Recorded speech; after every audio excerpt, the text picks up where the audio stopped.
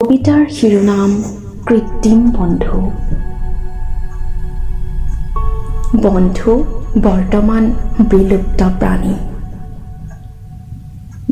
যাক এতিয়াৰ সমাজত প্ৰায়ে দেখা নাযায়।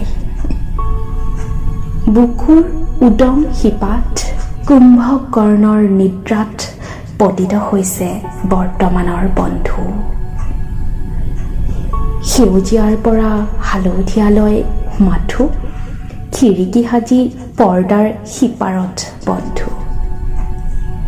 বুকুত মৰমৰ ফাকু সানি পিঠিৰে তীক্ষ্ণ নখৰ আচুৰ বহোৱা বন্ধু এতিয়া তেনেই সহজলভ্য।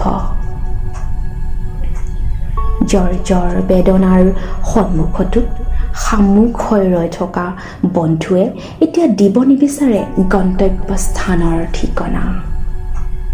সুযোগ সন্ধানী বন্ধুৱে যেতিয়া বোমা থৈ যায় বিস্ফোৰণৰ হেঁপাহত, কলিজাত বন্ধুকে চুপে চাপে মৰমৰ ফৰাহীত হাত বোলায় লক্ষ্য উদ্দেশ্যি।